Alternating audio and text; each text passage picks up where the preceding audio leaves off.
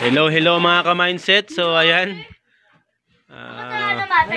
magbubukas na kami ng alkansya ng dalawa kong anak, no?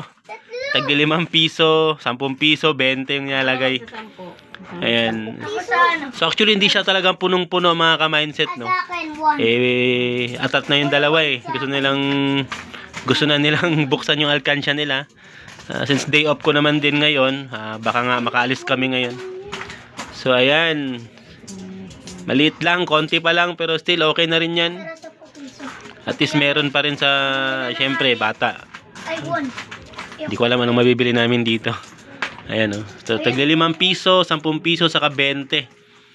So, yan yung mga nilalagay ko tuwing uwi ko galing trabaho, mga ka-mindset, no?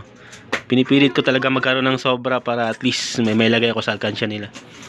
Ayan. So, dapat kayo din, no, mga ka-mindset. Ugaliin natin yung mga anak nating magkaroon ng alkansya. Paunti-unting ipon lang. Okay? So, ingat tayong lahat. Have a good day.